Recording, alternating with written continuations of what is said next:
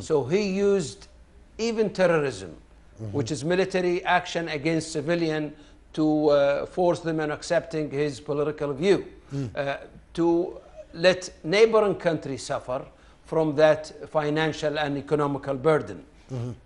As I mentioned in the middle of the program, we need to solve the Syrian conflict. It's very important. So you will have a 14 million refugees will go back again to their homeland and start farming and start working. Funding will maybe last for 6 months, a year. The cost is mostly more than 7 billion a year.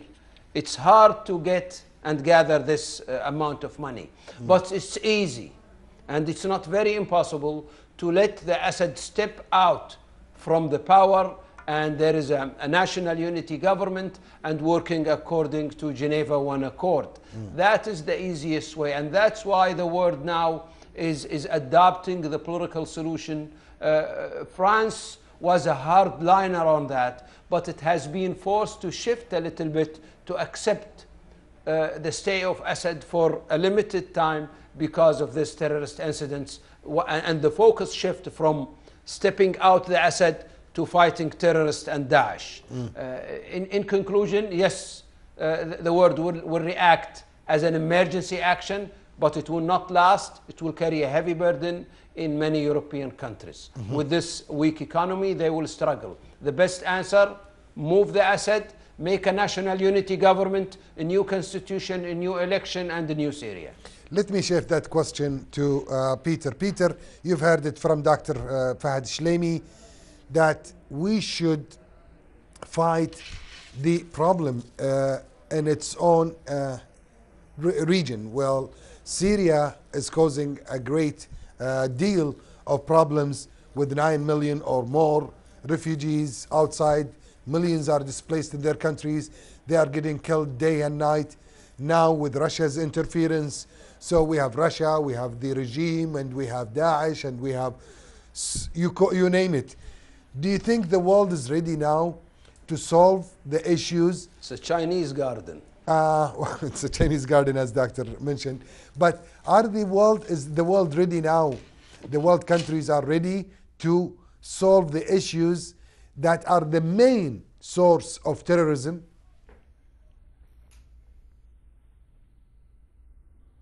Peter? I'm sorry, I didn't quite get that question. The audio was breaking up a little bit. Okay. My question, do you hear me now? What? Do you hear me now? Try again, thank you. Okay. Yes, try again. My question was, do you think now the world is ready to react and solve the Syrian conflict, solve the Iraqi conflict, solve the conflicts in Northern Africa where most of the refugees travel to Europe and caused all this chaos? Do you think the world is ready to pay billions to the countries that are surrounding the Syria, especially Jordan and Turkey? Do you think the world is ready now after this tragic incident in Paris to react? Well, certainly if we listen to the major politicians, they appear to be ready. Let's see if they carry through with their statements. I mean, Francois Hollande has said Daesh has to be destroyed. He says it's not possible just to contain it, which is something that Barack Obama said, I think, just the day before the attacks in Paris. There seems to be this determination to destroy Daesh. How do you do that? Well, we've had several months of aerial bombing campaigns, which has been coming from the Russians, the Americans, the French now have stepped up their campaign.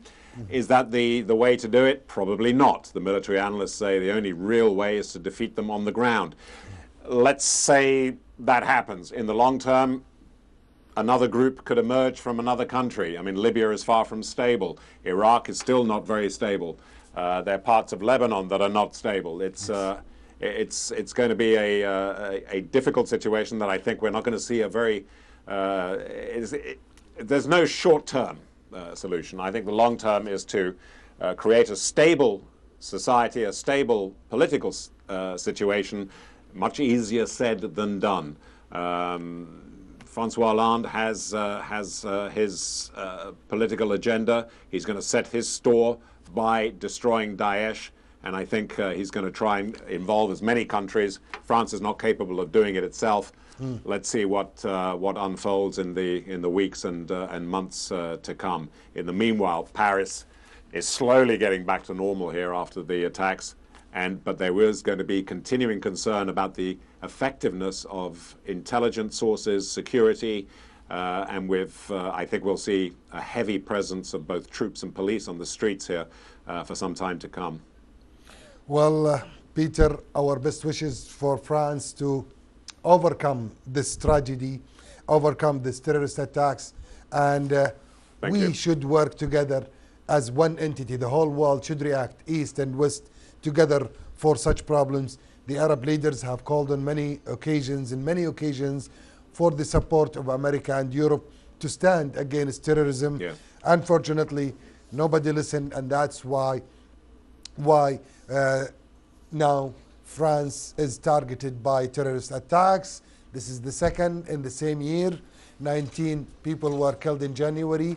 More than 129 are killed now in this month.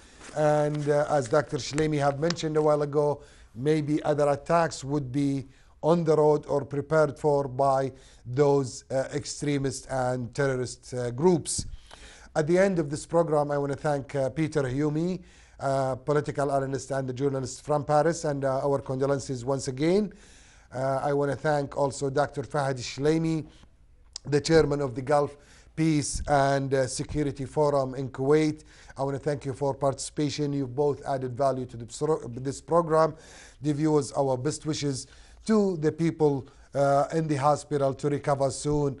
I want to thank, at the end of this program, I want to thank Badr Al-Anizi, I want to thank Abdurrahman Al-Angari, as well as Sultan Al-Thnayan. This is Hussein Al-Shammari wishing you all a good week and good night.